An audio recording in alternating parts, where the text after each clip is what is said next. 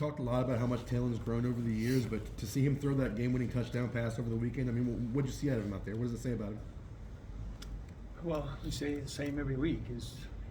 Taylor's improving at a rapid rate, and he's playing beyond his experience level right now, and obviously we're very happy about it that he is. As you go back and watch that play, I mean, was Bowens obviously open, or was it one of those cases where Taylor trusted his receiver and just kind of put up a 50-50 ball? Well, it was a front side, backside, so it was a little half roll play, so he was actually looking at Latrell on the right side. Latrell was covered, he went back to Billy. Billy was open pretty good a little before Taylor was ready to throw it. And so by the time the ball got there, it turned into more of a 50-50, and that was a really nice play by Billy there at the end on that part. When it comes to Taylor, like, I'm not, whether it runs more or less, I don't care, but it just seemed like on that final drive, like, he did run a little bit more. He just seemed like he was cool in the moment and wanted to make plays. And what did you kind of see out of him, and just his assertiveness and confidence on that drive that resulted in the go-ahead score? Yeah, well, I think we called whatever we're calling that play, whatever you guys call it, that read type play that we were running the other night. I think we called it 18 times in the game, different versions, different formations, and so I'm never too worried about if Taylor is reading it wrong. Taylor reads it.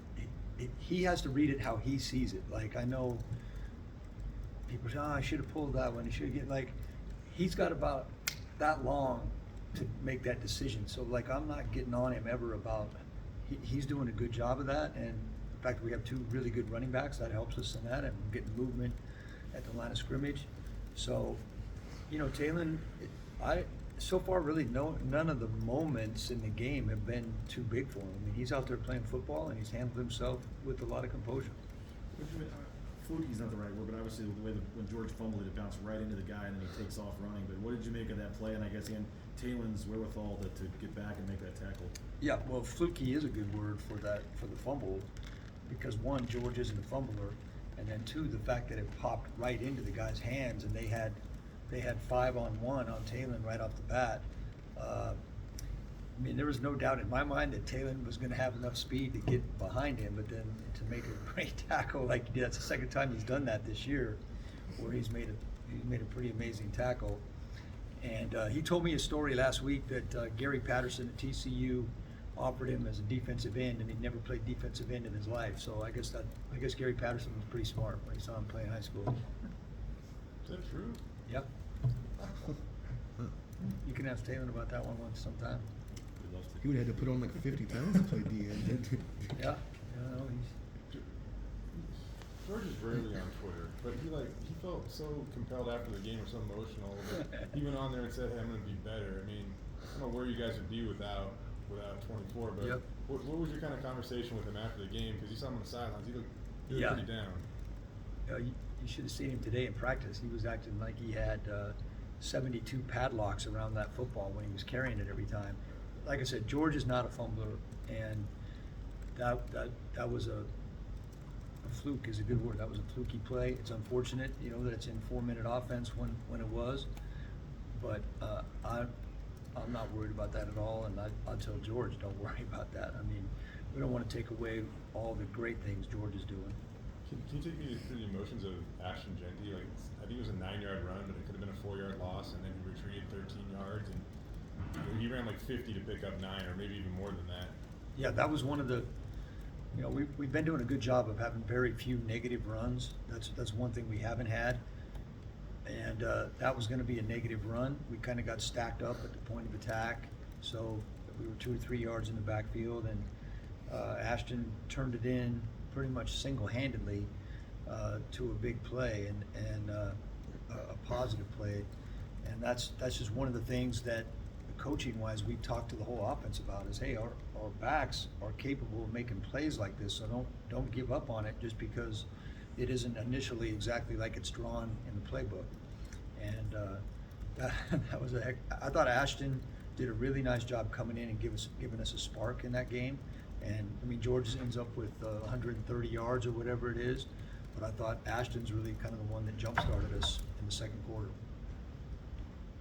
What was it like just on the headsets those last 2 minutes when it was just back and forth like that of crazy plays? Well, you know what? As an offensive coach, when you're in the end of the game like that, you know it's either going to be 4 minute or 2 minute, 4 minute offense or 2 minute offense. So 4 minute offense, you're trying to waste time, use up clock, and then we were in 4 minute. You're saying we make one first down here. We need to make one more first down. We got the game.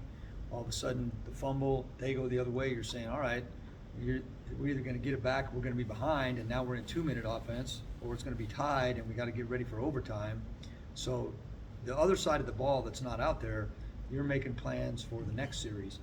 And, that's to have it happen so quickly from the fumble, run it back, and then the interception on the next play. I mean, there wasn't a whole lot of time for too much talking going on. Plus, our headphones were screwed up the whole second half, and all we could hear on the offense was a lot of static. And our headphone man was in panic mode, as were all the coaches most of the second half.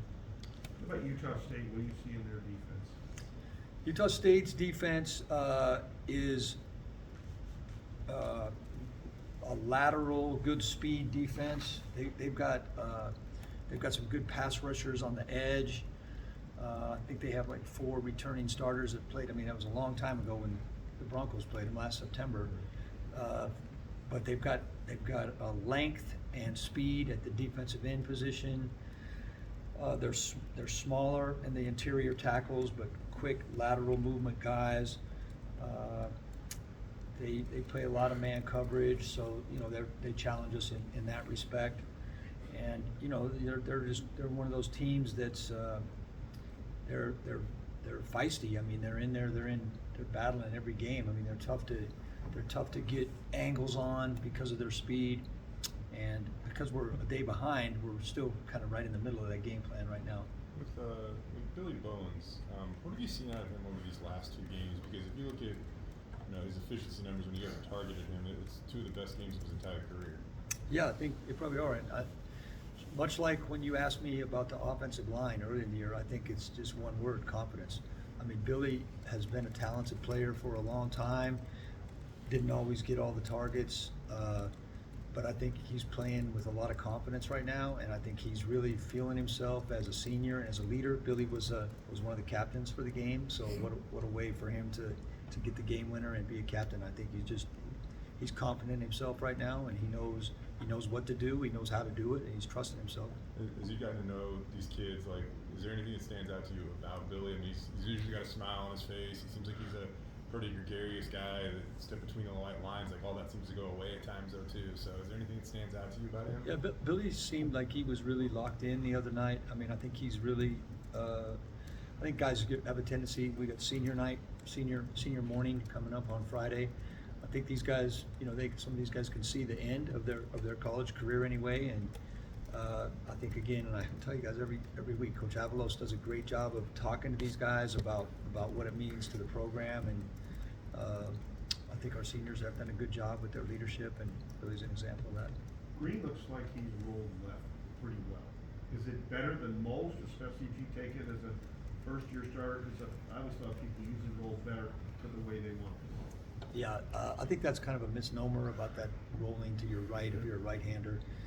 Actually, when you're rolling to your left, it makes you square your shoulders to your target, and you should be a little bit more accurate. When you're going to your right, you have a tendency for your chest to be going towards the sideline. But Taylor is doing a really good job throwing to his left. The other thing, along with that he's doing a good job is, even when they have a free hitter or a scraper coming over the top, he's got a great feel for kind of sinking and letting that guy come to him and then still getting the throw off and being accurate. He's done a really good job in that area. Ben Dooley's been through obviously a lot this year. 3 weeks ago, he's playing a couple snaps as an inline tight end. He played 65 snaps out of 78, I think, on offense. How impressive was that for a guy that just wants to contribute? Obviously. Yeah, Ben. For the people that know that whole story about what he's fought back from, and the plan was not to play him 68, but Dallas got rolled up on. We were going to rotate him in Dallas. Dallas got rolled up on in the second quarter and wasn't able to return, and so Ben had to play a lot more snaps than originally thought. But he's played a lot of football here. it's great to see him with the importance of the games are right now. You know, we're at the important part of the season. We're in the conference race. We're, you know, finishing it up, and to see him getting back to his old self, because he's played a lot of good football.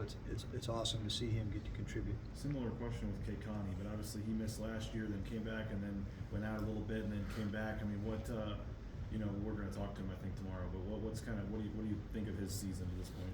Yeah, well, it's great. It's great to have him back, and that's one thing that injuries do. You hate the injuries in the short term, but when you're getting them back, it's forced us to build depth in the O-line, and so we've got a lot of guys to play. I've said this every week. I still don't think we've had our best 5 out there for a game yet, the whole season, just because of Ben's injury and how much time. I mean, I don't think if you looked at what the starting O-line was maybe going to be going into this season, I don't think those 5 guys have ever lined up at the same time yet this year. Now, injuries have tweaked that. Other guys have come on, gained experience. There's nothing like experience in the O-line, just like Taylor's going to get better with experience as a redshirt freshman. Those guys that have been around here 4 and 5 years, those are big, strong guys. And the fact that we can move people on the line of scrimmage is definitely a big bonus. And Kakani's leadership, his knowledge, and his toughness are definitely an asset. I know we asked you about Davis a couple weeks ago, but I assume, I don't know if you will or not, will you get to be out there for a senior day thing out there on the field? And what's that? How special is that moment going to be for you guys?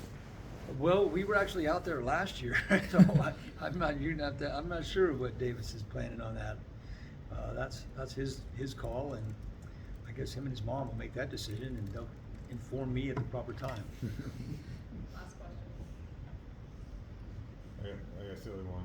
What are you thankful for, Dirk? Thanksgiving coming up. What are you thankful for? Oh man, I'm thankful for so much. I'm thankful for all the things within my own family, 4 healthy kids, a healthy wife. I got an anniversary coming up. Thank you for just reminding me. Day after Thanksgiving is my anniversary. 34, I think. 34 years. It's a long time. I'm sure she would say it's more like 70.